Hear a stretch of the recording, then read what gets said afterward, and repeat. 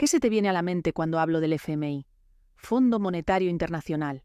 Esas tres palabras que aparecen constantemente en los noticieros económicos, en las negociaciones de gobiernos desesperados, en las protestas callejeras de países enteros. Bueno, para mí hay una cifra que no deja de resonar en mi cabeza. Y esa cifra es 1,4 billones de dólares.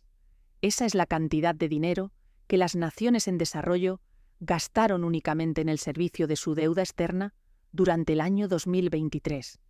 Y ojo, que esto es solamente el pago de los intereses, ni siquiera toca el monto principal. Intereses por más de 1 billón de dólares. Piénsalo un momento. Ese dinero que podría haber construido escuelas, carreteras, hospitales, sistemas de agua potable, simplemente desaparece en las oficinas relucientes de los acreedores en Washington, Londres y París. Ahora, mira, cuando se otorga un préstamo, los pagos de la deuda son algo lógico. Eso nadie lo discute. Pero eso es solo una parte de la historia que nos cuentan. Porque por cada dólar de ayuda que se entrega al llamado Sur Global, 14 dólares salen de estos países a través de exportaciones subvaloradas, importaciones sobrecargadas y ganancias que los inversores extranjeros se llevan directamente a sus casas matrices. Durante las últimas 6 décadas, 62 billones de dólares fueron drenados, literalmente extraídos de las naciones pobres y en desarrollo hacia los bancos y corporaciones de los países del primer mundo. Y en el centro de todo este mecanismo se encuentra el Fondo Monetario Internacional, el gran ejecutor de la deuda global. Siempre nos dijeron que el FMI estaba ahí, como un recurso de último momento, para salvar a las naciones en crisis. Pero la realidad es que encadena a estos países a la austeridad, obligándolos a intercambiar su soberanía por supervivencia. Según datos de Naciones Unidas, el mundo en desarrollo acumula una deuda de 31 billones de dólares. Ahora, bien, si comparas esa cantidad con la deuda de Estados Unidos, no parece tan grande, porque la deuda estadounidense por sí sola supera los 38 billones de dólares. Pero a diferencia de Estados Unidos, los países que llamamos en desarrollo nunca parecen obtener un respiro. No importa cuánta ayuda financiera reciban, ni cuántas reformas les digan que implementen. La deuda se vuelve cada vez más difícil de manejar, y la vida sigue empeorando para millones de personas comunes. Hoy en día, casi el 60% de los países de bajos ingresos enfrentan estrés de deuda. Esto significa que un país lucha por cumplir con sus obligaciones crediticias, y la escala de este problema es verdaderamente abrumadora, porque ahora tenemos una situación donde muchos gobiernos gastan más dinero simplemente pagando los intereses de lo que invierten en su propio desarrollo. Cada pocos años, la misma historia se repite una y otra vez. Un país se queda sin efectivo. El FMI aparece, promete estabilidad y ofrece un préstamo. Pero cada rescate viene con un manual completo sobre cómo administrar la economía. Y cuando miras los números reales, la historia se vuelve bastante oscura. Evaluaciones independientes encontraron que los países bajo programas del FMI crecieron mucho menos de lo esperado. En promedio, el crecimiento del primer año cayó un 1,5% por debajo de las proyecciones del propio FMI. Eso no es un error menor. Eso representa economías enteras desacelerándose cuando se suponía que debían estar recuperándose. Mientras tanto, el equilibrio de poder dentro del FMI cuenta su propia historia. De casi 190 naciones miembro, un solo país, Estados Unidos, que no sorprende a nadie, tiene poder de veto sobre cada decisión importante. En general, el norte global tiene 10 veces más poder de voto que el sur global combinado. Así que, aunque oficialmente es una institución global, en esencia es una sala de juntas dirigida por las economías más ricas del planeta. Y no sé tú, pero eso me suena mucho a colonialismo. Verás, la colonización nunca realmente desapareció. Lo que pasó es que ahora, en lugar de usar ejércitos, los colonizadores modernos logran el control que desean a través de la deuda, a través de altas tasas de interés y políticas escritas a miles de kilómetros de distancia. Y para entender realmente cómo llegamos hasta aquí, necesitamos mirar hacia atrás, hacia lo que vino antes, cuando las naciones se liberaban del dominio colonial y entraban en la independencia, solo para encontrarse atrapadas en un nuevo tipo de lucha. Por cierto, si te apasionan estas historias de poder, dinero y legado, aquí descubrirás documentales sobre imperios familiares, fortunas ocultas y los secretos que marcaron el rumbo del mundo. Suscríbete y cada semana exploraremos juntos cómo el dinero construyó y destruyó grandes dinastías. Volvamos al tema. A mediados del siglo XX, la mayor parte del mundo contenía la respiración. Después de décadas de guerra y opresión, la independencia finalmente parecía estar al alcance de muchos países. Entre 1945 y 1960, numerosas naciones de Asia y África se liberaron de sus gobernantes europeos. Pero la libertad en el papel no arregla lo que siglos de extracción destruyeron. Las fronteras que heredaron eran líneas aleatorias dibujadas en viejas oficinas a miles de kilómetros de distancia. Tribus fueron divididas, rivales fueron forzados a convivir, y las economías quedaron completamente vaciadas. Cuando llegó la libertad, no tenían nada sólido sobre lo cual construir. Sin industria, sin infraestructura, sin acceso a capital. Muchos defensores de la colonización han afirmado que las potencias coloniales invirtieron en la infraestructura de los países que ocupaban. Pero lo que convenientemente omiten es que los ferrocarriles y carreteras que construyeron mayormente conducían solo a los puertos. No mejoraban realmente el país que estaban ocupando. No, simplemente estaban creando una forma eficiente de extraer recursos fuera del territorio. Así que, cuando finalmente llegó la independencia, las economías sufrieron masivamente. Los colonizadores simplemente dejaron atrás deuda y división. Entonces, ¿qué haces cuando tu país está en bancarrota? Antes siquiera de comenzar, pides prestado. Y eso es exactamente lo que hicieron. Y ahí es donde entra el FMI.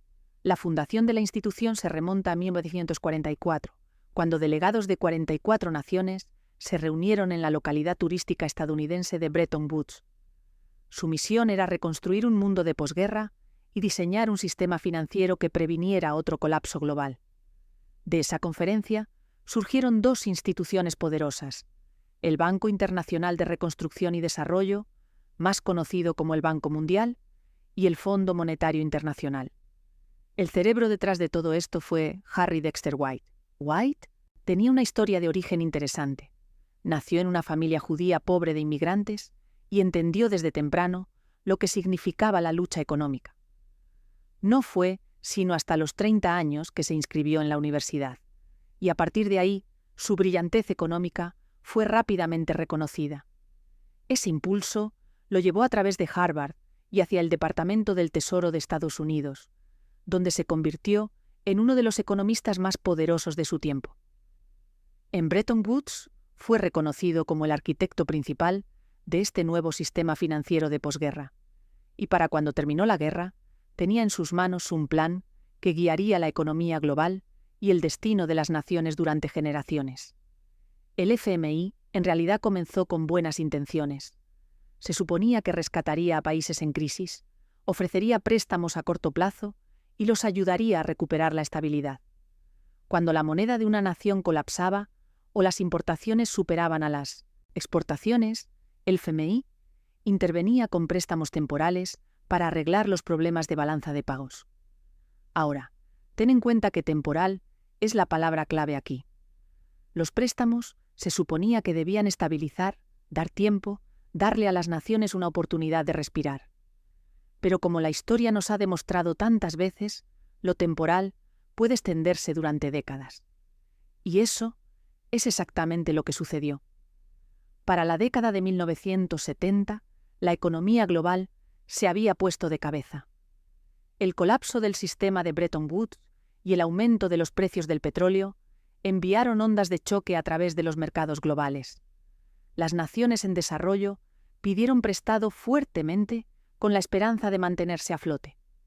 Y para la década de 1980, sus deudas se habían multiplicado fuera de control. Se había formado una crisis perfecta. Errores de política en casa colisionaron con movimientos económicos contradictorios en las naciones industrializadas, convirtiendo lo que comenzó como un problema de liquidez en un desastre de deuda total.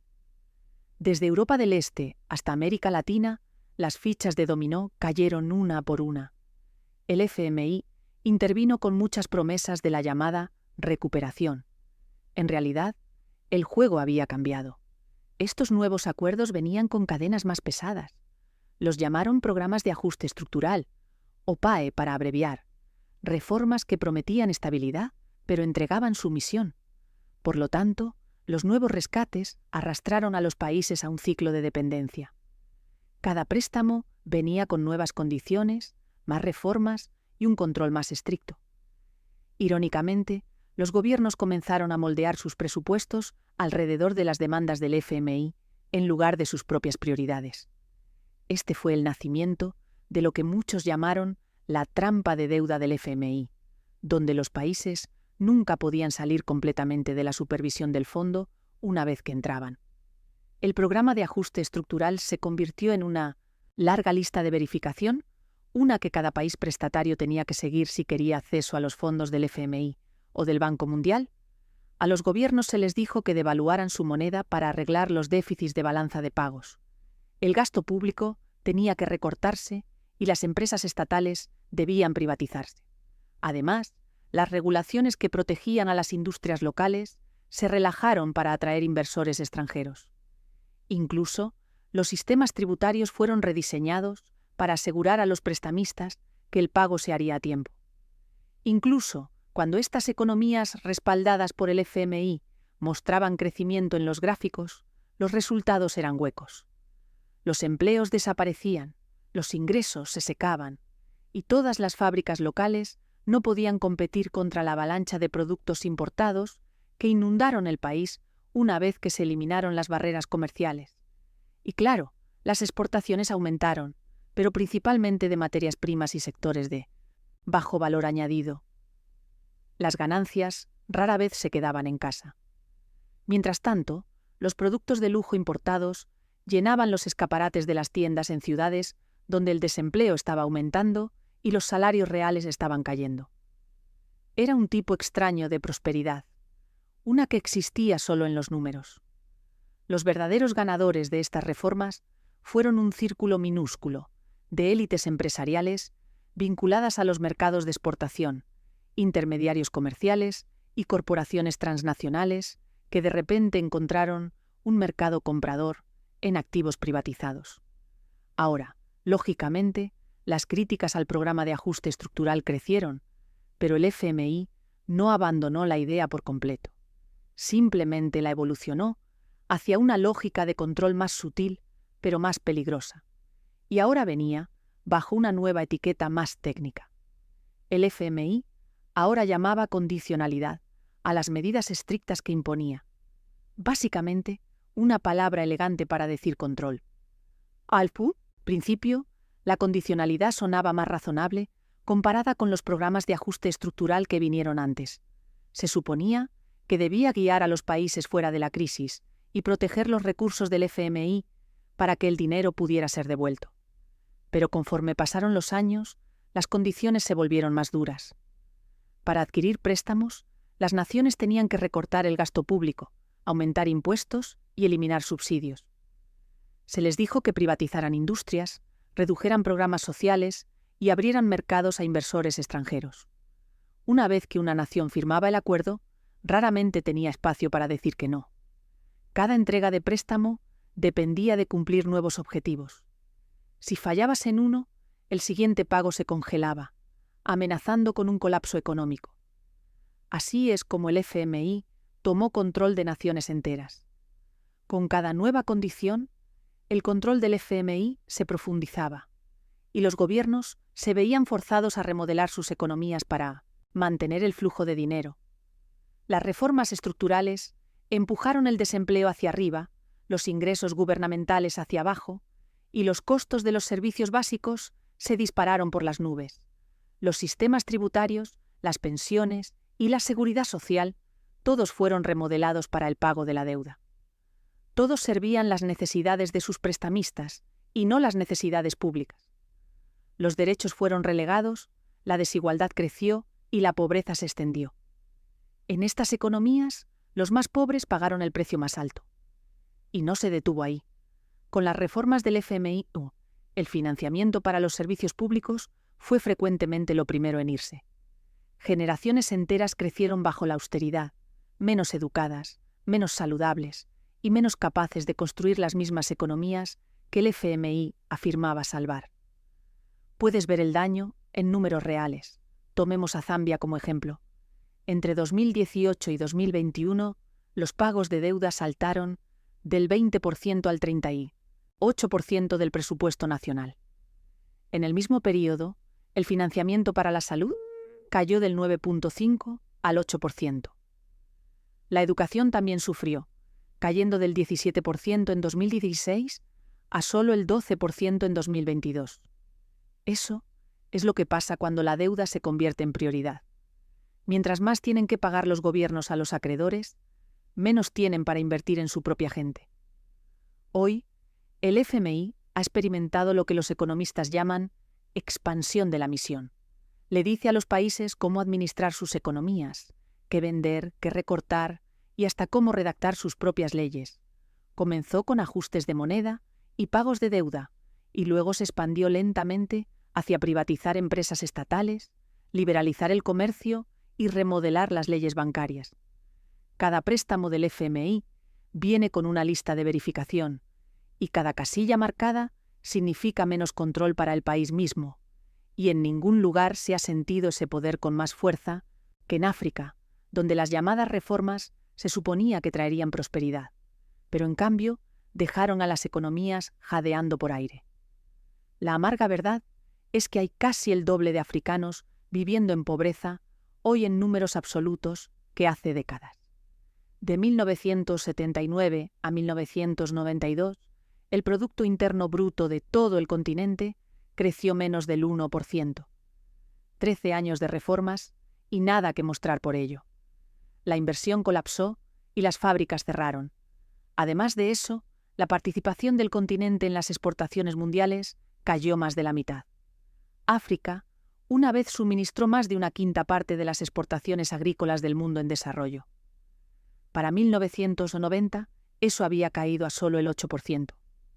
En manufactura, la caída fue aún más pronunciada, de casi el 8% a apenas por encima del 1%. Para muchas naciones, los llamados programas de recuperación no reconstruyeron sus economías, las vaciaron. Cuando los mercados se reabrieron, se suponía que significaría oportunidad. Lo que realmente significó fue que los gigantes extranjeros entraron y compraron todo lo que pudieron, como puertos, servicios públicos y materias primas. El continente se abrió y la riqueza fluyó hacia afuera. Los números lo dicen todo. 88.600 millones de dólares salen de África cada año, y eso es casi el 4% del Producto Interno Bruto del continente, que desaparece antes de que puedan construir algo. El dinero que podría haber financiado carreteras, hospitales y escuelas, ahora fluye hacia afuera como fuga de capitales ilícita. El continente abre sus puertas a la inversión extranjera, vende acceso a sus minerales, sus puertos, su energía, y ahora pierde la riqueza que necesitaba para crecer. Es una fuga que nunca se detiene. Y lo que es peor es que esta fuga de capitales solo hace que los gobiernos sean más dependientes de préstamos para sobrevivir. Los gobiernos atrapados en programas del FMI sienten el apretón. Se les dice que cumplan metas fiscales, equilibren presupuestos y paguen deudas a tiempo. Cuando sus ingresos no son suficientes, recortan el gasto primero en salud, luego en educación, luego en redes de seguridad social. Cada ajuste cumple con la lista de verificación del fondo, pero deja a los ciudadanos pagando el precio. A lo largo del continente, el patrón se repite. La austeridad equilibra los libros, pero drena la vida de la economía. Despoja la inversión pública, debilita las industrias locales y deja a las sociedades más frágiles que nunca antes. Porque la verdad es que los programas de ajuste estructural nunca fueron diseñados para los intereses de África. Fueron redactados para proteger a los acreedores occidentales y a los inversores extranjeros. Incluso, la estructura de liderazgo lo dice todo. Durante 65 años, el FMI siempre ha sido dirigido por alguien de Europa industrializada. Así comenzó el ajuste estructural, un sistema que prometió reforma, pero terminó reescribiendo economías enteras. Y esa cadena de desigualdad no se detuvo solo en el sur global, porque una vez que el sistema demostró ser rentable para muy pocos, estaba listo para exportarse a otros lugares. Podemos ver un ejemplo similar cuando cayó la Unión Soviética. Cuando se les dijo a las antiguas economías soviéticas que se abrieran, fue presentado como libertad. En realidad, fue explotación envuelta en promesas. La fórmula del FMI, que una vez remodeló África y América Latina, ahora encontró un nuevo campo de pruebas, y ese fue Rusia. Esta vez lo llamaron terapia de choque. En 1992, Boris Yeltsin y su equipo de economistas respaldados por Occidente accionaron el interruptor de la noche a la mañana. Los precios fueron liberados, las industrias fueron vendidas y el gasto gubernamental fue recortado drásticamente. El objetivo era construir un mercado libre, pero rápido. El resultado fue el colapso económico más severo de la historia moderna. El país pasó de superpotencia a modo supervivencia en solo meses. Los precios explotaron, mientras los salarios permanecieron congelados. Los ahorros de toda una vida desaparecieron y los estantes se llenaron de productos importados, pero nadie podía pagarlos. La pobreza se disparó, el crimen siguió y la esperanza de vida cayó drásticamente. Las fábricas que una vez alimentaron millones de empleos cerraron, y mientras la economía ardía, unos pocos hombres se hicieron ricos, recogiendo entre las cenizas. Compraron petróleo, gas, acero y bancos por centavos de rublo. Así es como los oligarcas emergieron de las ruinas de un sistema roto. Pero francamente, Rusia tenía todo lo que necesitaba para reconstruirse.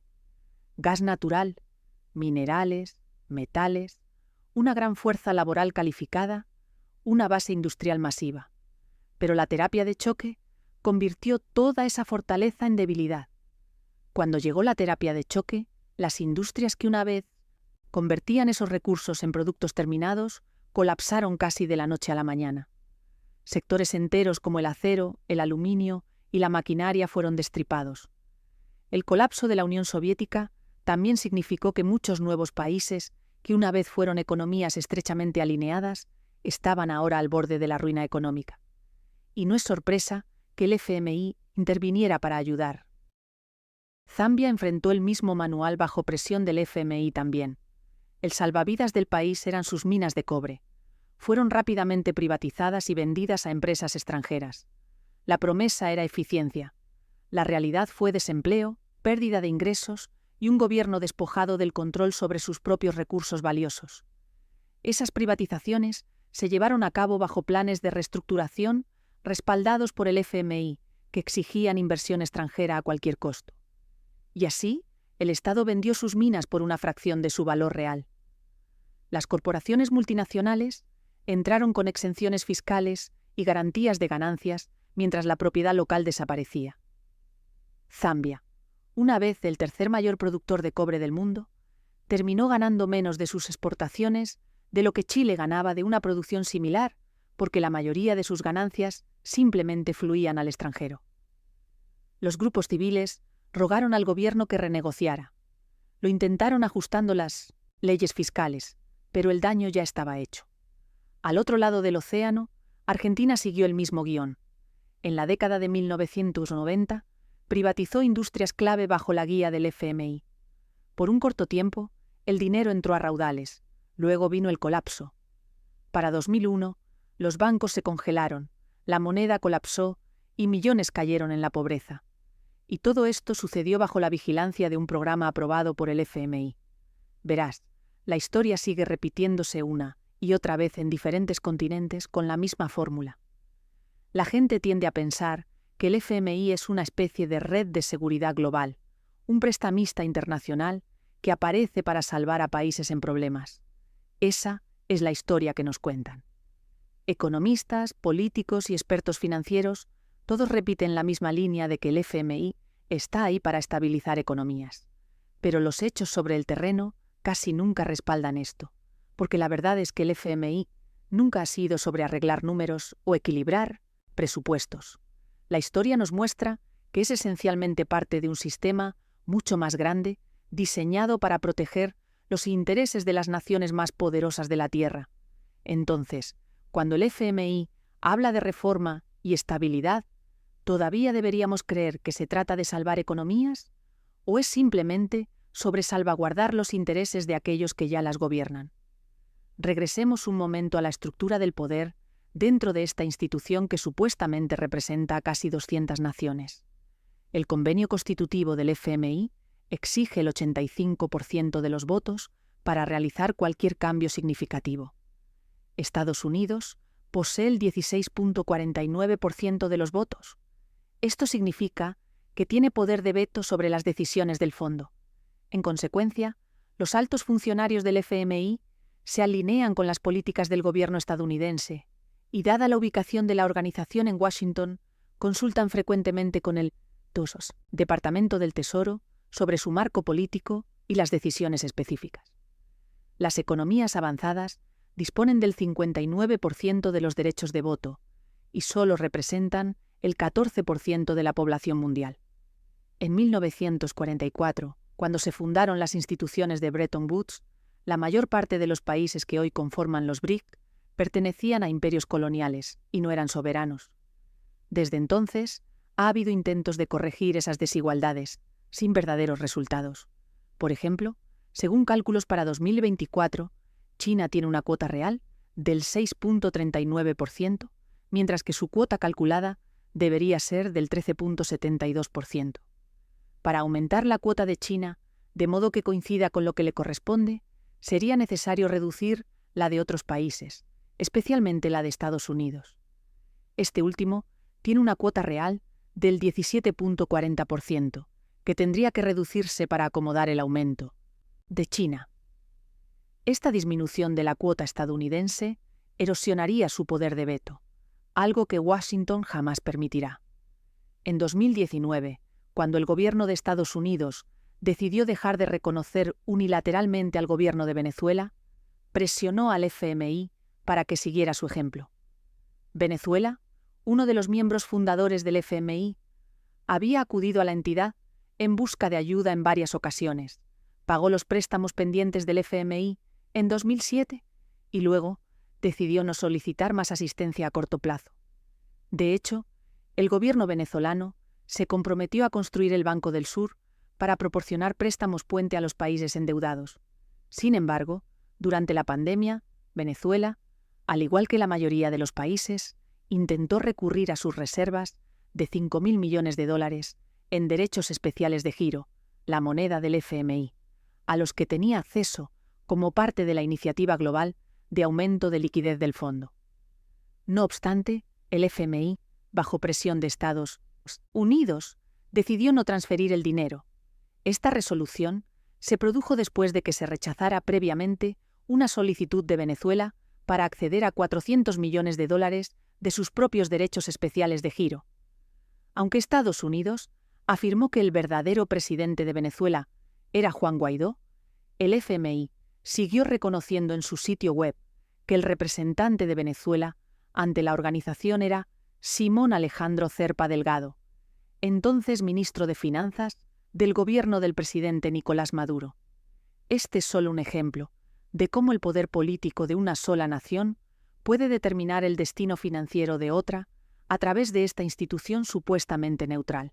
Pero hay más.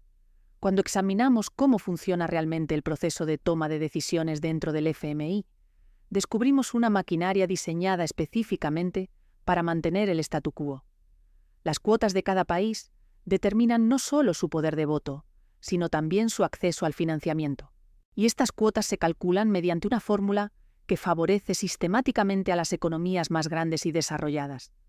La fórmula tiene en cuenta factores como el Producto Interno Bruto, la apertura económica, la variabilidad económica y las reservas internacionales.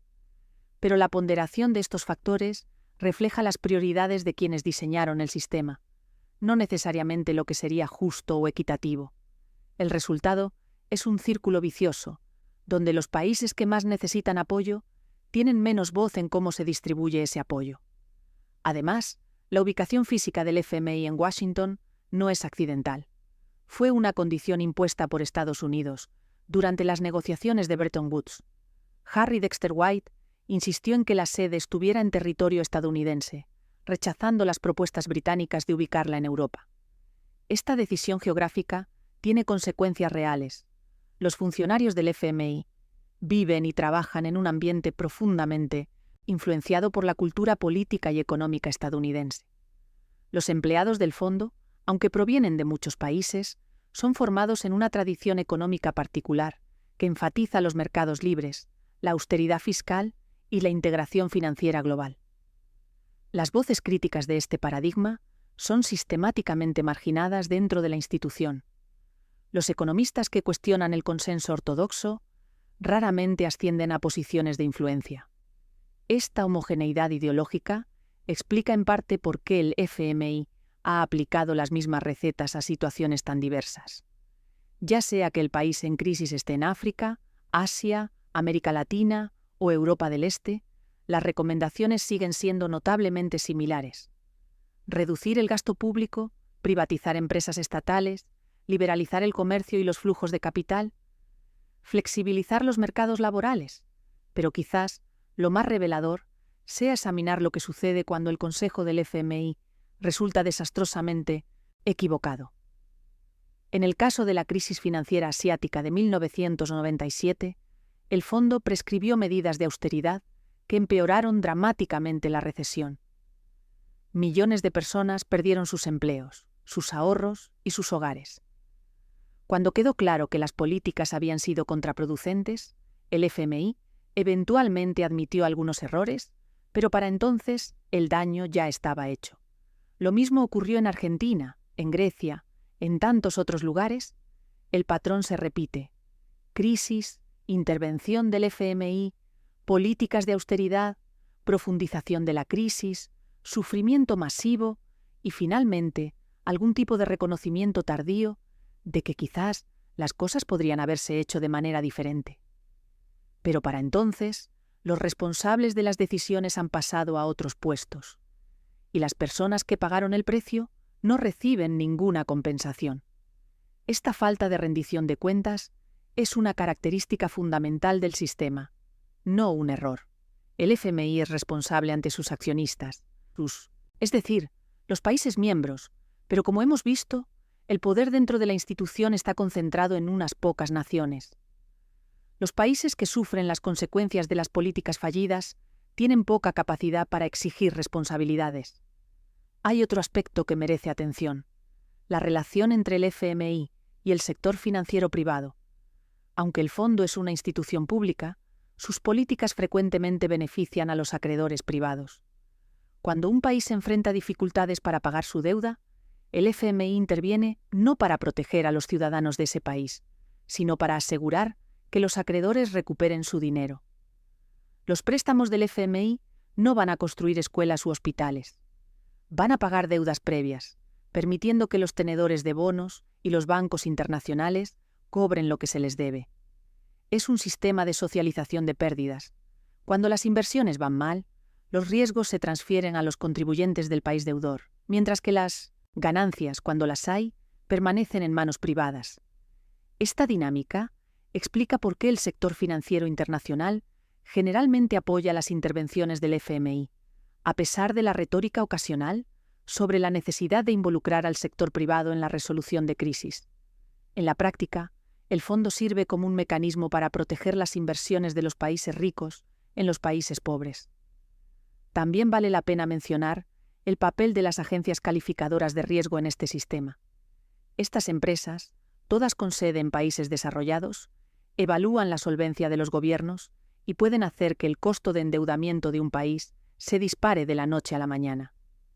Sus decisiones frecuentemente reflejan los mismos sesgos ideológicos que encontramos en el FMI. Un país que implementa las políticas recomendadas por el fondo generalmente recibe calificaciones favorables, mientras que un país que se desvía del consenso ortodoxo puede ser castigado con rebajas de calificación que encarecen su acceso al crédito. Este sistema crea un poderoso mecanismo de disciplina que obliga a los gobiernos a conformarse, incluso cuando saben que las políticas recomendadas no sirven a los intereses de sus ciudadanos. Volvamos ahora a África para entender la magnitud del saqueo. Cada año, enormes sumas de capital se transfieren ilegalmente fuera de los países en desarrollo. Estos flujos financieros ilícitos privan a dichos países de los recursos que podrían utilizarse para financiar servicios públicos esenciales, ya sea seguridad, justicia o servicios sociales básicos, como la salud y la educación. Según la Conferencia de las Naciones Unidas sobre Comercio y Desarrollo, en un informe publicado en 2020, se calcula que África pierde 88.600 millones de dólares anuales por la fuga de capitales ilícitos, lo que equivale al 3.7% del Producto Interior Bruto del continente. En África, Sudáfrica ocupa el primer puesto con 20.900 millones de dólares perdidos anualmente por flujos ilícitos, seguida de Nigeria con 17.800 millones, Marruecos con 4.100 millones, Egipto con 3.900 millones y Zambia con 2.800 millones. Lo más impactante es que, contrario a una idea muy generalizada, África no es un continente receptor neto de ayuda. La realidad es exactamente opuesta. Si sumas todos los flujos financieros ilícitos que han salido del continente en las últimas décadas, encontrarás que África ha sido un acreedor neto para el resto del mundo, no un deudor. Se estima que en los últimos 50 años salió del continente más de $1 billón en flujos ilícitos. En otras palabras, por cada dólar que entra en África, más de $2 salen. Esta hemorragia financiera significa que África podría, en teoría, prescindir de la ayuda oficial al desarrollo, del peso que supone su deuda externa y podría operar la transformación estructural que tanto necesita. Pero eso nunca sucederá mientras el sistema actual permanezca intacto.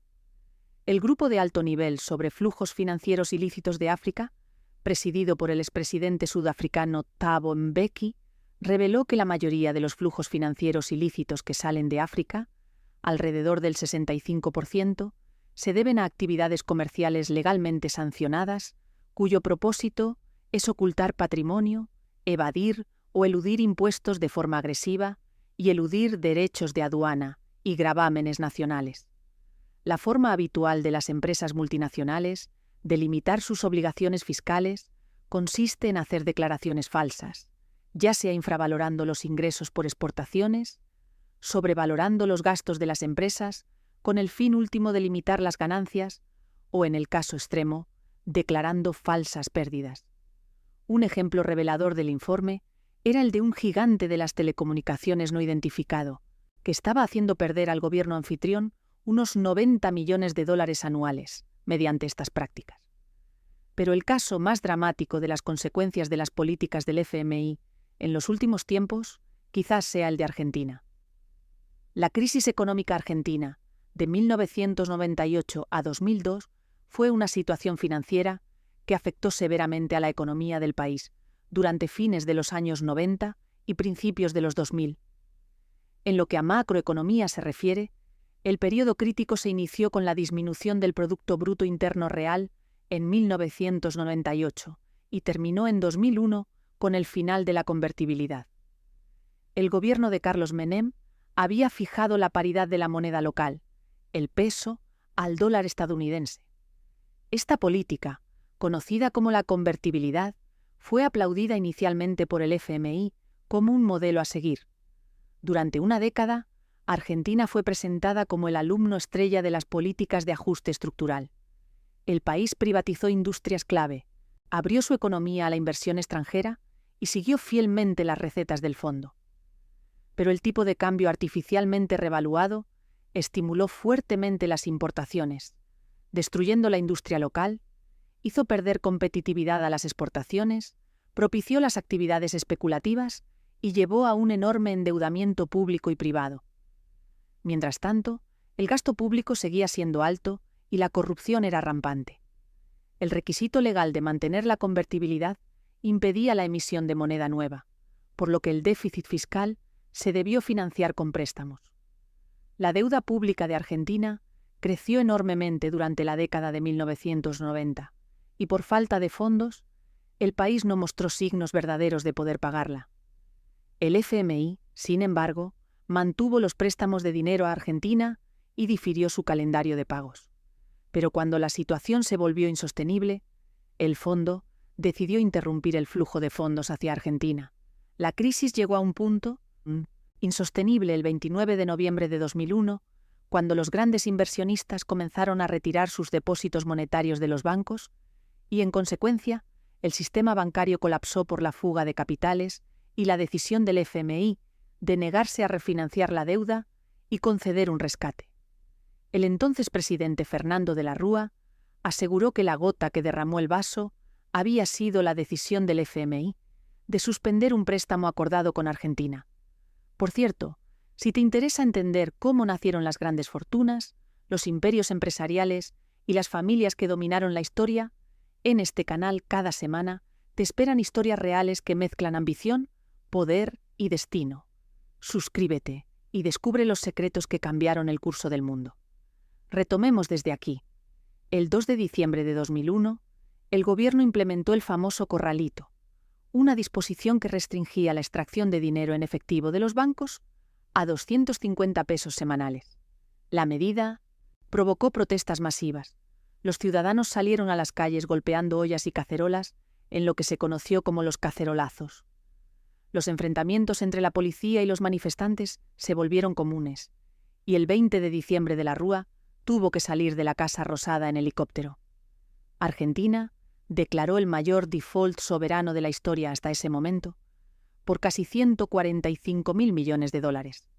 La deuda, en cesación de pagos, pasó a representar más del 160% del Producto Interno Bruto. Durante la crisis, el Producto Interno Bruto cayó casi el 20%, el desempleo alcanzó niveles récord del 25% y más de la mitad de la población cayó por debajo de la línea de pobreza. El propio FMI posteriormente realizó una investigación interna para indagar si había actuado bien. En el informe, si bien se cuestionó la decisión del organismo, también responsabilizó al gobierno argentino de adoptar políticas deficientes. Pero lo que el informe no menciona es que esas mismas políticas habían sido recomendadas y aplaudidas por el FMI durante años. Los programas tenían un contenido estructural y una condicionalidad insuficientes, dado que el régimen de convertibilidad, junto con la participación relativamente pequeña de las exportaciones en la economía, limitaba la flexibilidad y la resistencia de la economía nacional. Lo que hace particularmente instructivo el caso argentino es que el país había sido presentado durante una década como el ejemplo perfecto de las reformas respaldadas por el FMI. Los funcionarios del fondo viajaban regularmente a Buenos Aires y regresaban elogiando la disciplina fiscal del gobierno, las privatizaciones masivas y la estabilidad de precios lograda gracias a la convertibilidad. Las empresas públicas fueron vendidas una tras otra. La petrolera YPF, la telefónica Entel, las aerolíneas, los ferrocarriles, las empresas de servicios públicos. Los compradores fueron en su mayoría corporaciones extranjeras que adquirieron monopolios naturales a precios muy por debajo de su valor real. Una vez privatizadas, estas empresas subieron las tarifas, despidieron trabajadores y remitieron las ganancias a sus casas matrices en el extranjero. El sistema de jubilaciones también fue reformado, creando las administradoras de fondos de jubilaciones y pensiones. Estos fondos privados canalizaron los ahorros de millones de trabajadores hacia los mercados financieros, incluyendo la compra masiva de bonos del gobierno. Cuando llegó la crisis, los fondos de pensiones quedaron atrapados con papeles que valían una fracción de su precio original. La liberalización financiera permitió que el dinero fluyera libremente dentro y fuera del país. Esta apertura facilitó la fuga de capitales cuando las cosas empezaron a ir mal. Se estima que entre 1992 y 2001, el sector privado argentino fugó más de 56.000 millones de dólares, una cifra cercana al total de la deuda pública. En otras palabras, mientras el país se endeudaba para pagar los intereses de deudas anteriores, los más ricos sacaban su dinero y lo depositaban en cuentas en el extranjero.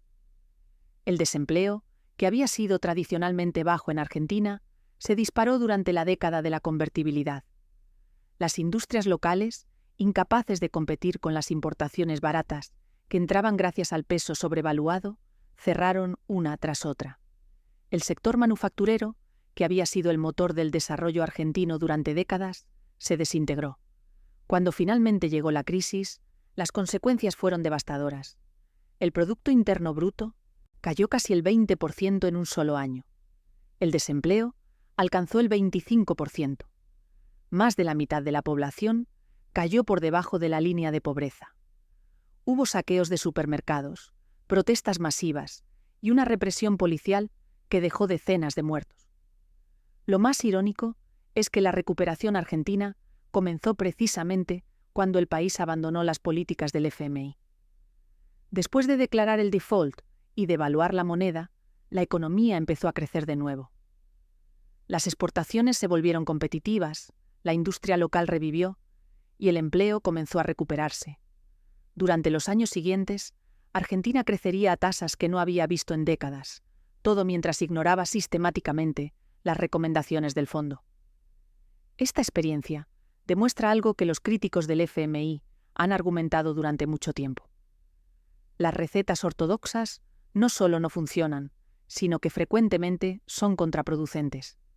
Los países que han logrado salir de las crisis más rápidamente son aquellos que han rechazado el consejo del fondo, no aquellos que lo han seguido obedientemente. Pero hay una lección más profunda en el caso argentino. La crisis no fue solo el resultado de malas políticas económicas. Fue el resultado de un sistema que priorizó los intereses de los acreedores sobre los de los ciudadanos, que transfirió riqueza de los pobres a los ricos, y que dejó a una nación entera vulnerable a los caprichos de los mercados financieros internacionales. La historia de Rusia merece un análisis más profundo, porque representa quizás el ejemplo más extremo de lo que puede salir mal cuando se implementa la receta del FMI sin consideración por las condiciones locales. Después del colapso de la Unión Soviética, los asesores económicos estadounidenses convencieron a los líderes rusos de centrarse en las reformas económicas y dejar la democracia en suspenso. En noviembre de 1991, el Soviet Supremo ruso otorgó a Boris Yeltsin poderes extraordinarios y un mandato de 13 meses para implementar reformas. Rodeado por un pequeño grupo de reformadores rusos y asesores occidentales, Yeltsin aprovechó ese excepcional momento histórico para lanzar un programa económico sin precedentes de terapia de choque. Liberalizó los precios, abrió las fronteras y comenzó una rápida privatización, todo por decreto presidencial. Nadie en el círculo de Yeltsin se preocupó por preguntar a los ciudadanos rusos si eso era lo que querían, y nadie se detuvo a considerar si los rusos tal vez preferían tener primero la oportunidad de desarrollar una sólida base constitucional para su país. Los reformadores y sus asesores occidentales simplemente decidieron que las reformas de mercado tenían prioridad sobre las reformas constitucionales. Estas políticas estaban basadas en el neoliberal consenso de Washington, del FMI, el Banco Mundial y el Departamento del Tesoro de Estados Unidos. Los programas de liberalización y estabilización fueron diseñados por el viceprimer ministro de Yeltsin, Yegor Gaidar, un economista liberal de 35 años, inclinado hacia la reforma radical. La terapia de choque empezó días después de la disolución de la Unión Soviética, cuando el 2 de enero de 1992, el presidente ordenó la liberalización del comercio exterior, los precios y la moneda. Esto supuso la eliminación de los controles de precios de la era soviética, con el fin de atraer los bienes a las vacías reservas rusas.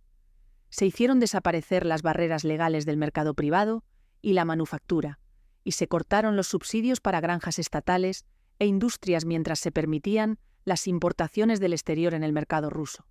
El resultado fue la hiperinflación. Para 1994, los precios al consumidor en Rusia se habían disparado a casi 2000 veces lo que habían sido en 1990. Ese caramelo, que costaba $1, ahora costaba $2000. La hiperinflación devastó a los rusos, comunes. Mientras tanto, la privatización estaba en marcha. Esta implicó transformar una nación cuya economía casi entera consistía en industrias controladas por el Estado, plantas manufactureras, refinerías de petróleo, minas, medios de comunicación, fábricas de galletas, en empresas privadas. Fue, sin duda, la mayor transferencia de activos estatales a propietarios privados en la historia mundial. Muchas de estas empresas fueron escandalosamente subvaloradas, y aquellos que pudieron hacerse con grandes porciones de empresas lucrativas se volvieron fabulosamente ricos en un periodo muy corto. Entre 1992 y 1994, alrededor de 15.000 empresas estatales se privatizaron bajo el programa. Para 1994, cuando terminó el programa de vales, alrededor del 70% de la economía rusa había sido privatizada. Pero las industrias más grandes y valiosas permanecieron en manos del gobierno. El esquema de préstamos por acciones que siguió fue aún más corrupto. Bancos, controlados por futuros oligarcas, prestaron dinero al gobierno, usando acciones de las empresas más valiosas como garantía. Cuando el gobierno predeciblemente no pudo pagar, los bancos se quedaron con las acciones a precios irrisorios. Durante la desestatización de los 90, la pobreza en Rusia subió del 2% al 40% de la población. El FMI facilitó créditos por $16.000 millones entre 1991 y 1998. Un apoyo clave a la venta a precio de saldo de las grandes empresas estatales a un puñado de oligarcas. Los oligarcas, que utilizaban los contactos conseguidos durante los últimos años de la era soviética para saquear los grandes recursos de Rusia durante las desenfrenadas privatizaciones de los años de Yeltsin, se convirtieron en los hombres más odiados de la nación. Hoy en día, en Rusia, los oligarcas controlan más del 85% del valor de las compañías privadas líderes del país. Algunos economistas sostienen que en la década de 1990, Rusia sufrió una recesión económica más grave que la que Estados Unidos o Alemania habían sufrido 6 décadas antes en la Gran Depresión. En febrero de 1992, el vicepresidente de Rusia, Alexander Ruzhkoy, denunció al programa de Yeltsin como un genocidio económico. La crisis financiera de 1998 fue el golpe final. La combinación de alto sobreendeudamiento externo, la notoria debilidad financiera de los bancos y empresas recientemente privatizadas y la baja en los precios del petróleo provocó una masiva retirada de capitales extranjeros, que llevó a Rusia a una falta de liquidez y una depreciación de su moneda. El país declaró una moratoria sobre $61.000 millones de deuda, el 17% del Producto Interno Bruto ruso. Tras el colapso de 1998, gran parte del electorado ruso ya identificaba la democracia liberal con un saqueo de bienes públicos sin precedentes en la historia. Ese fue el caldo de cultivo perfecto para el ascenso de Vladimir Putin, quien prometió restaurar el orden y recuperar la grandeza rusa. La desacertada priorización de las metas económicas por encima de los procesos democráticos ofrece lecciones que van mucho más allá de Rusia. Pero detengámonos un momento en los detalles de lo que realmente sucedió durante la terapia de choque, porque los números son verdaderamente impactantes. La esperanza de vida de los hombres rusos cayó de 64 años en 1990 a solo 57 años en 1994. Esto representa un colapso demográfico sin precedentes en tiempos de paz. Millones de personas murieron prematuramente por causas relacionadas con la pobreza, el alcoholismo, la violencia y el colapso del sistema de salud pública. Los hospitales quedaron sin medicamentos, sin equipos, sin personal capacitado. Las pensiones, cuando se pagaban, no alcanzaban para cubrir las necesidades básicas.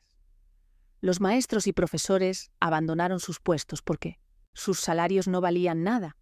Una generación entera de niños creció en condiciones de privación extrema. Mientras tanto, un pequeño grupo de individuos bien conectados acumuló fortunas extraordinarias. Los oligarcas que surgieron de este periodo se convirtieron en algunos de los hombres más ricos del mundo, controlando vastos imperios que abarcaban petróleo, gas, aluminio, medios de comunicación y bancos. Sus fortunas se construyeron literalmente sobre las cenizas del sistema soviético y a expensas de decenas de millones de ciudadanos empobrecidos. El economista Jeffrey Sachs, que había sido uno de los principales defensores de la terapia de choque, más tarde se convertiría en uno de sus críticos más vocales. Argumentó que el problema no fue la idea de las reformas en sí, sino la falta de apoyo financiero occidental para suavizar la transición. Pero esta explicación es demasiado conveniente. La realidad es que el modelo mismo era defectuoso, basado en suposiciones erróneas sobre cómo funcionan las economías y las sociedades. La experiencia rusa también reveló la hipocresía fundamental del discurso sobre el libre mercado. Los asesores occidentales predicaban la no intervención del Estado, mientras simultáneamente diseñaban las políticas que determinarían qué empresas serían privatizadas, a qué precio y quién podría comprarlas. El resultado no fue un mercado libre, sino un sistema diseñado para beneficiar a un pequeño círculo de insiders bien conectados. Lo más devastador quizás sea el impacto en la cultura democrática de Rusia.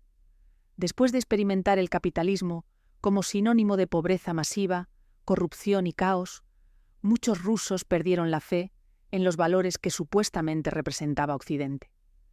Este desencanto preparó el terreno para el autoritarismo que vendría después. Putin llegó al poder prometiendo estabilidad y orden. Su mensaje era simple.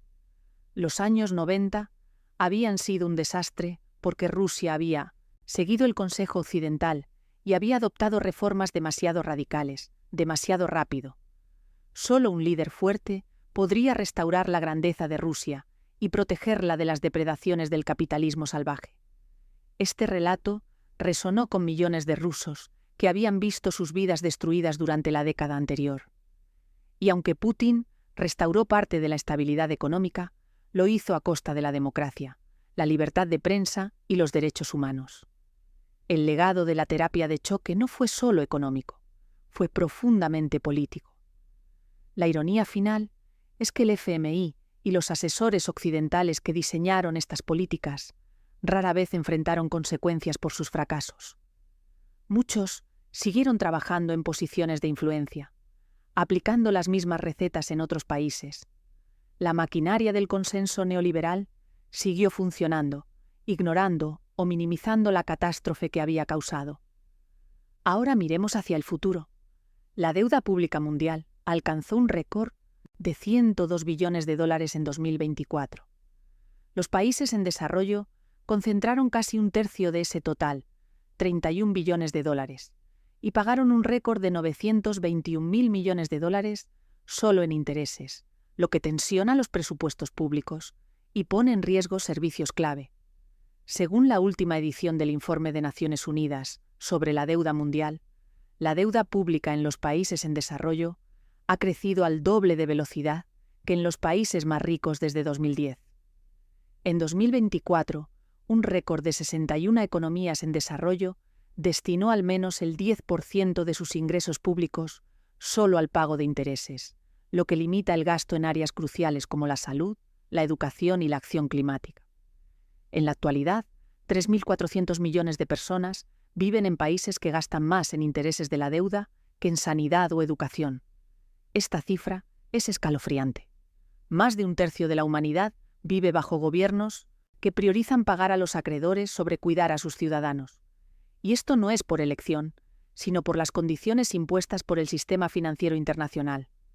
El Banco Mundial advirtió que los países en desarrollo gastaron un récord de 1.4 billones de dólares en el servicio de su deuda externa en 2023, ya que el costo de los intereses tocó su máximo en 20 años, lo que redujo sus presupuestos para cubrir necesidades como sanidad, educación y medio ambiente. Los pagos de intereses aumentaron casi un tercio hasta alcanzar los 406.000 millones de dólares. La pandemia de COVID-19 incrementó drásticamente la carga de la deuda de todos los países en desarrollo, y el posterior aumento de las tasas de interés mundiales ha dificultado la recuperación de muchos de ellos.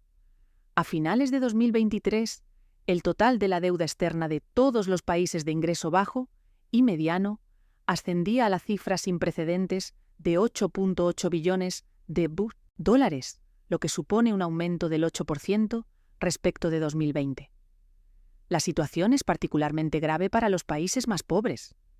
Los países que pueden recibir financiamiento de la Asociación Internacional de Fomento la institución del Banco Mundial que brinda apoyo a los más pobres, pagaron un monto sin precedentes de 96.200 millones de dólares para cubrir el servicio de su deuda en 2023. Los costos de los intereses se elevaron a un máximo histórico de 34.600 millones de dólares, 4 veces el valor que tenían hace una década. En promedio, los pagos de intereses de estos países equivalen ahora a casi el 6% de sus ingresos de exportación, un nivel que no se registraba desde 1999. En algunos países, la proporción llega al 38% de sus ingresos de exportación. Esto significa que más de un tercio de lo que ganan, vendiendo sus productos al mundo, se va directamente a pagar intereses de deuda, sin siquiera tocar el principal. A medida que las condiciones crediticias se endurecieron, el Banco Mundial y otras instituciones multilaterales se convirtieron en la principal fuente de asistencia de las economías más pobres. Desde 2022, los acreedores privados extranjeros recibieron pagos del servicio de la deuda de prestatarios del sector público, de economías pobres, por casi 13.000 millones de dólares más, de lo que desembolsaron en concepto de nuevo financiamiento. En otras palabras, el dinero fluye de los países pobres hacia los ricos, no al revés. Las instituciones multilaterales se han convertido en la última fuente de ayuda vital para las economías pobres que luchan por equilibrar los pagos de la deuda con el gasto en salud, educación y otras prioridades clave para el desarrollo. En los países pobres muy endeudados, los bancos multilaterales de desarrollo actúan ahora como prestamistas de última instancia, una función para la que no fueron diseñados. Cuando examinamos la relación entre el FMI y el continente africano, encontramos un patrón que se repite con una consistencia perturbadora. Los acuerdos del FMI han tenido diferentes nombres a lo largo de las décadas. Servicio ampliado del FMI, servicio de crédito ampliado, acuerdos stand-by, servicio de ajuste estructural, servicio reforzado de ajuste estructural, facilidad de crédito concesional, servicio para el crecimiento y la lucha contra la pobreza, y muchos más. Sin embargo, su esencia ha sido la misma. A cambio de la ayuda del FMI, que incluye el acceso a financiamiento en los mercados de crédito público y privado, los gobiernos africanos han visto reducida su soberanía sobre la política fiscal. Es lo que muchos llaman un pacto fáustico, donde países venden su alma económica a cambio de supervivencia a corto plazo. Entre 1980 y 1994, el Producto Interno Bruto per cápita de África disminuyó. Pasó de rondar los $4.500 por menos de $4.200. Los ingresos no se recuperaron hasta 2001. Es decir, los programas de ajuste estructural impusieron una recesión que duró más de 2 décadas. Los estudios muestran que los programas de ajuste estructural están relacionados con tasas elevadas de mortalidad infantil y mortalidad materna, niveles más altos de pobreza y un deterioro en los resultados de desarrollo humano. En algunos casos, la crisis fue tan grave que trajo consigo una disminución de la estatura de la población, un signo de malnutrición extrema y de un colapso en la salud pública. Por ejemplo, las personas que nacieron en Tanzania en la década de 1980 eran aproximadamente 1 centímetro más bajas que aquellas nacidas una década e incluso un siglo antes. En ningún momento, las intervenciones del FMI generaron un crecimiento significativo en estos países. Un estudio del propio FMI, de 1996, tras casi 2 décadas de políticas de ajuste, señalaba que si bien las políticas aplicadas en el marco de estos programas habían contribuido a reducir los desequilibrios macroeconómicos, el crecimiento económico había seguido siendo errático y moderado, y los coeficientes de ahorro e inversión habían sido relativamente bajos. En otras palabras, no hubo desarrollo. Cuando hubo crecimiento, fue en gran medida esporádico y respondió al alza de los precios de las materias primas. Este crecimiento impulsado por los precios de las commodities no se tradujo en capital fijo neto, ya que frecuentemente se destinó a pagar deudas exorbitantes y a financiar programas sociales para evitar el colapso generalizado de la sociedad. En África, el gasto medio en intereses, $70 per cápita, supera al de educación, $60, y sanidad, $39. Un total de 769 millones de personas en África viven en países donde el pago de intereses supera las inversiones en educación o sanidad, lo que representa casi 2/3 de toda la población del continente. En 2023, 54 países en desarrollo, casi la mitad en África, dedicaron un mínimo del 10% de los ingresos del gobierno al pago de los intereses de la deuda. Esta tendencia negativa está empeorando, mientras los elevados tipos de interés, el bajo crecimiento mundial y la creciente incertidumbre siguen presionando las finanzas públicas y dificultan la gestión sostenible de la deuda. Hay algo profundamente perverso en este sistema. Los países africanos son ricos en recursos naturales: petróleo, gas, oro, diamantes, cobre, cobalto, uranio, tierras raras y mucho más. Poseen vastas extensiones de tierra cultivable y una población joven en crecimiento. Bajo cualquier lógica razonable, estos países deberían estar prosperando, no hundiéndose cada vez más en la deuda. Pero la riqueza de África fluye constantemente hacia afuera. Las corporaciones multinacionales extraen minerales y pagan impuestos mínimos gracias a complejos esquemas de evasión fiscal. Los contratos de concesión, negociados frecuentemente bajo presión del FMI y el Banco Mundial, otorgan condiciones extraordinariamente favorables a los inversores extranjeros. Las ganancias se remiten a las casas matrices en lugar de reinvertirse localmente. El caso de Ghana ilustra perfectamente esta dinámica. El país es uno de los mayores productores de oro del mundo. Sin embargo, de un valor total de $5.200 millones en oro, exportado por empresas mineras de propiedad extranjera, el gobierno de Ghana recibió solo $68 millones en pagos de regalías y 18 millones en impuestos a las ganancias corporativas. En otras palabras, el gobierno recibió una participación total de menos del 1.7% de los retornos globales de su propio oro. Las comunidades directamente afectadas por la minería, aquellas que sufren la contaminación del agua, la destrucción del paisaje y los problemas de salud asociados, reciben un mísero 0.11%. Mientras tanto, las corporaciones extranjeras obtienen ganancias extraordinarias que fluyen hacia accionistas en Londres, Toronto o Johannesburgo. Este patrón se repite en todo el continente. En la República Democrática del Congo, que posee algunos de los depósitos más ricos del mundo de cobalto, un mineral esencial para las baterías de los vehículos eléctricos, la población vive en condiciones de pobreza extrema, mientras las corporaciones extranjeras extraen miles de millones en valor cada año. En Zambia, como ya mencionamos, la privatización de las minas de cobre, bajo presión del FMI, entregó los recursos más valiosos del país a empresas extranjeras a precios de liquidación.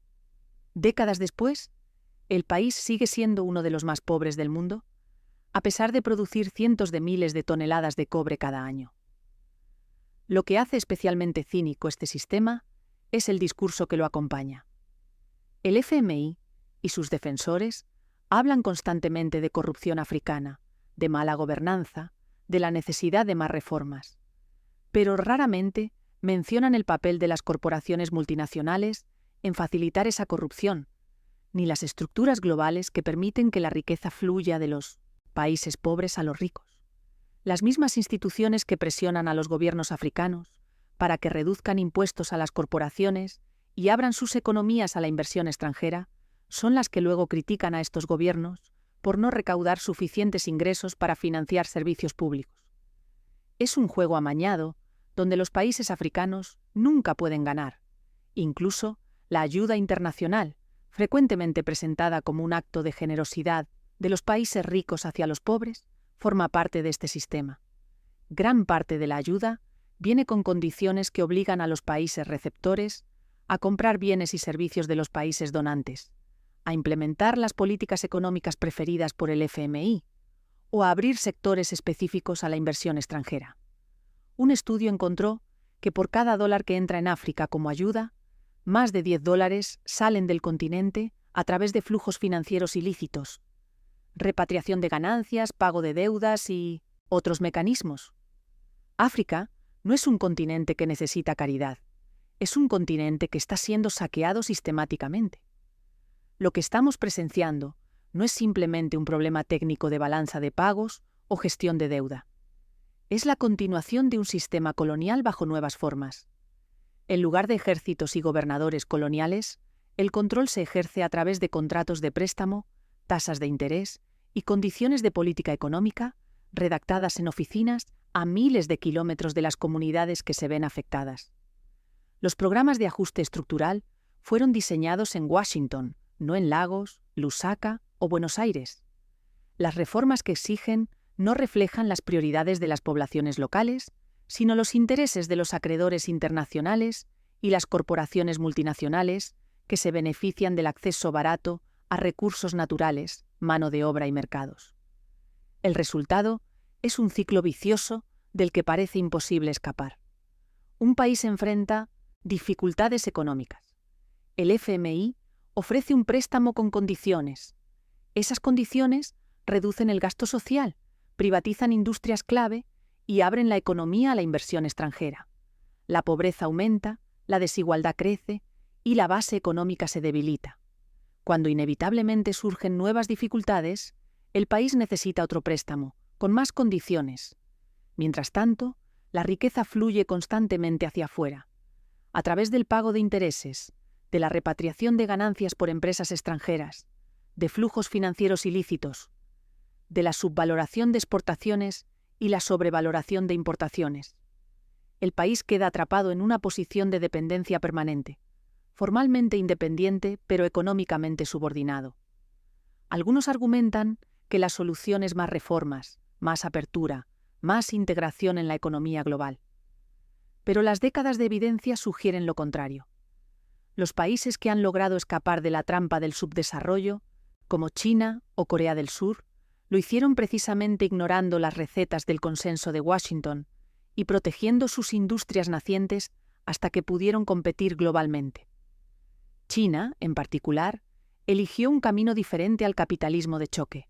Implementó reformas graduales, mantuvo el control estatal sobre sectores estratégicos y rechazó las presiones para una liberalización financiera prematura.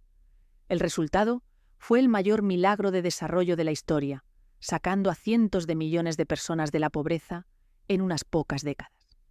La pregunta fundamental que debemos hacernos es si el FMI puede reformarse o si el problema es inherente a su diseño y propósito. La institución fue creada en un momento particular de la historia, cuando Estados Unidos emergía como la superpotencia dominante y diseñó el sistema financiero internacional para servir sus intereses.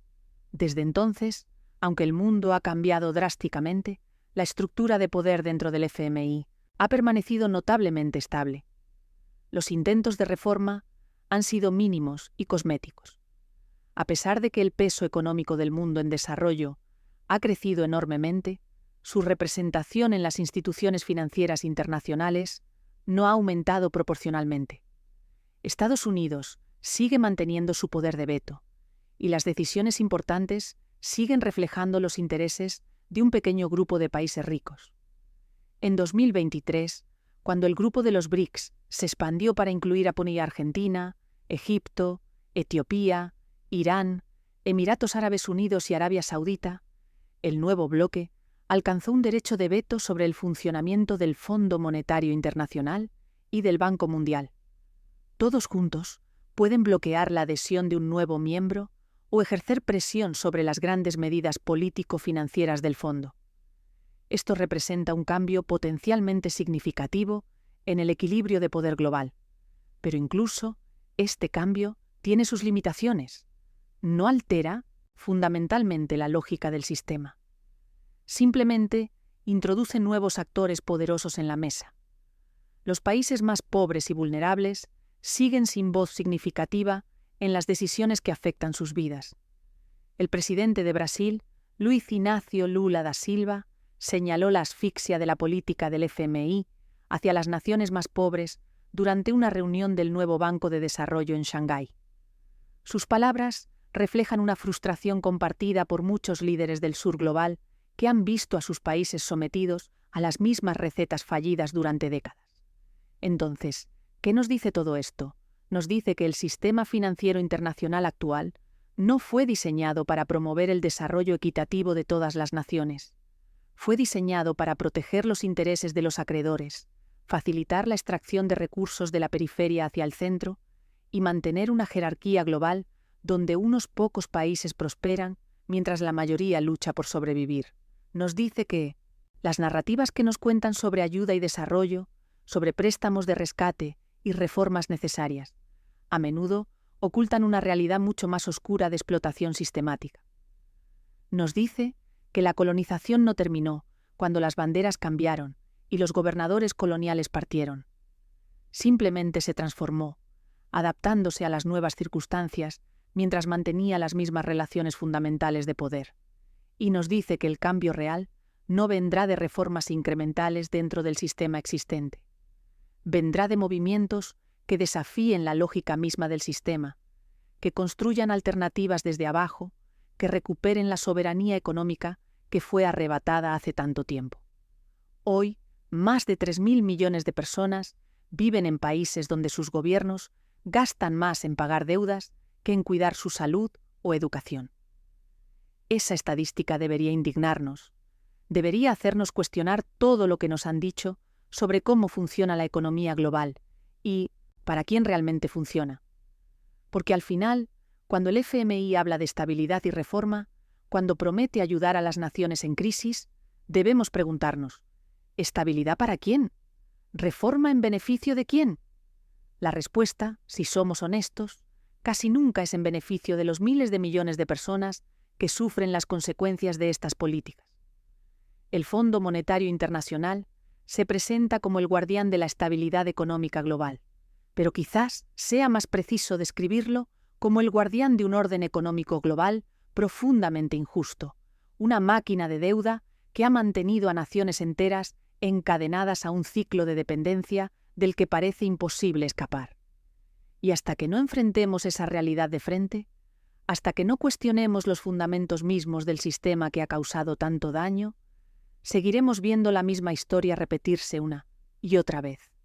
Países en crisis, préstamos de rescate, reformas impuestas, promesas incumplidas y al final siempre los mismos perdedores. Los miles de millones de personas que simplemente intentan vivir sus vidas mientras fuerzas que ni siquiera comprenden determinan su destino. Esa es la verdadera historia del Fondo Monetario Internacional.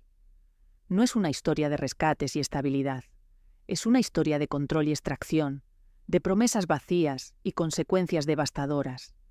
Es una historia que necesita ser contada, cuestionada y finalmente cambiada. Porque el colonialismo financiero moderno no es un accidente de la historia, es un sistema diseñado, mantenido y defendido por aquellos que se benefician de él. Y el primer paso para cambiarlo es entender exactamente cómo funciona. Permíteme ser más específico sobre cómo se manifiesta este colonialismo financiero en la vida cotidiana de millones de personas.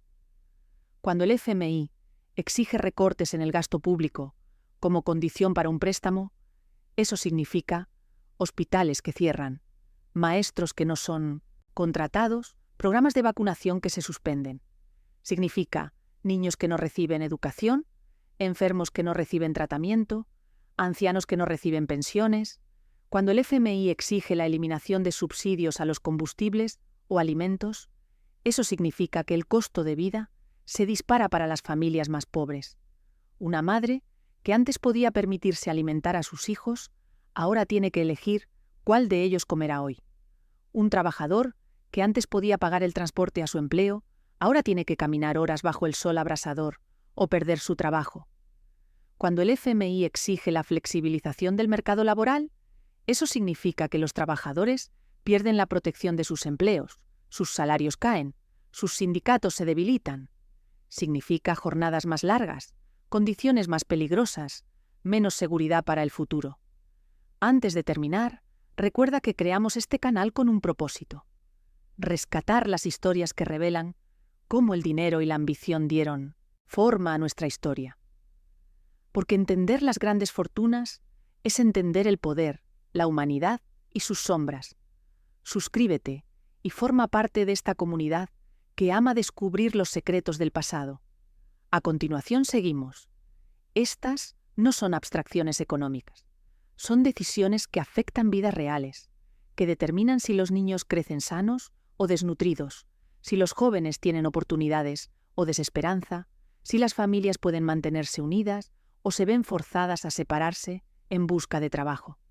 Y todo esto sucede mientras los funcionarios del FMI viven cómodamente en Washington, con salarios que superan los $100.000 al año, exentos de impuestos, viajando en clase ejecutiva y hospedándose en hoteles de 5 estrellas cuando visitan los países que supuestamente están ayudando.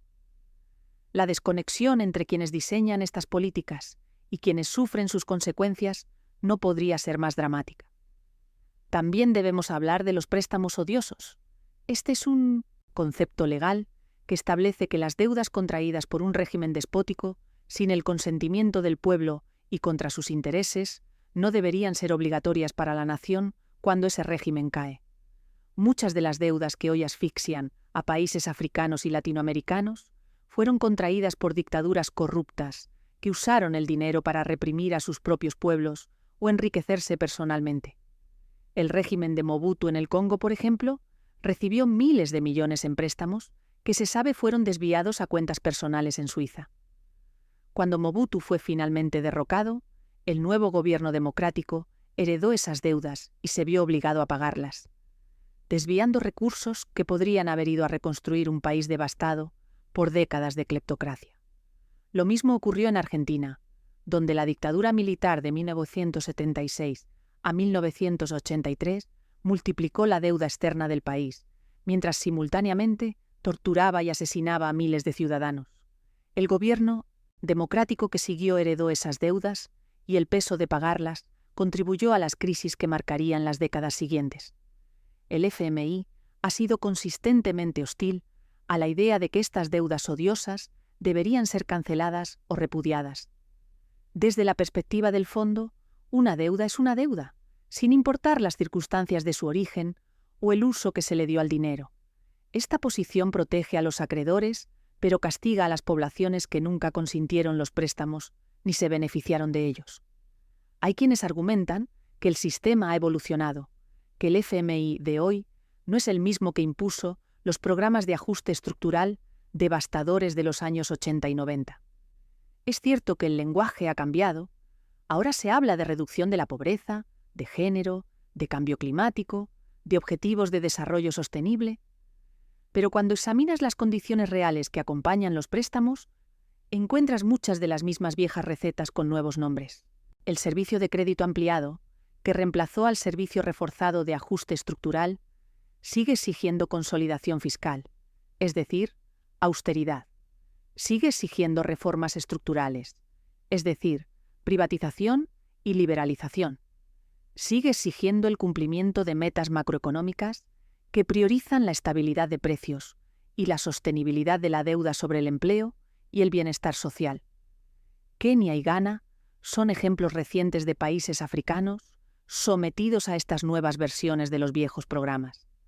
En ambos casos, las condiciones incluyen recortes significativos al gasto público, aumentos de impuestos que recaen desproporcionadamente sobre los pobres y reformas que debilitan la protección social. Y en ambos casos, las poblaciones han salido a las calles a protestar, recordando los amargos años del ajuste estructural. En Ghana, donde el sistema de pago y transporte de 1985 obligó a los pacientes a pagar por adelantado por cualquier medicamento o tratamiento, en hospitales públicos, las cicatrices de aquella época permanecen vivas en la memoria colectiva. Las organizaciones de la sociedad civil y los sindicatos rechazan cualquier compromiso con el FMI, sabiendo por experiencia propia lo que significa. Lo mismo ocurre en Kenia, donde las políticas de ajuste han sido vinculadas a la reducción del gasto público en salud, donde los límites en la contratación del sector público han impedido la contratación y retención de trabajadores de la salud, y donde la descentralización administrativa y fiscal ha resultado en problemas de gobernabilidad. Actualmente, alrededor del 60 al 80% del sistema de salud de Kenia está privatizado. No se puede decir que exista un sistema de salud pública que funcione. El nuevo gobierno también ha elegido la ruta de la privatización, siguiendo el guión que el FMI ha promovido durante décadas. Pero hay señales de que la resistencia está creciendo. En todo el sur global hay un reconocimiento cada vez mayor de que el sistema actual no funciona y que se necesitan alternativas. Los BRICS están explorando la creación de instituciones financieras paralelas que no estén dominadas por Occidente. Países individuales están buscando formas de reducir su dependencia del FMI y de los mercados financieros internacionales. China, en particular, se ha convertido en una fuente alternativa de financiamiento para muchos países en desarrollo.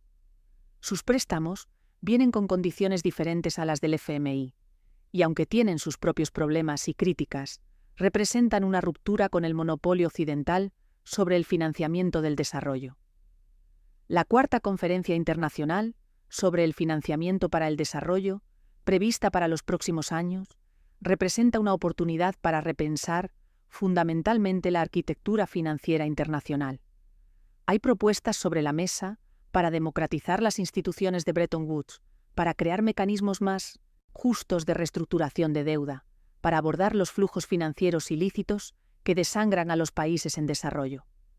Pero el cambio real requerirá más que conferencias y declaraciones. Requerirá una transformación fundamental en las relaciones de poder que sustentan el sistema actual.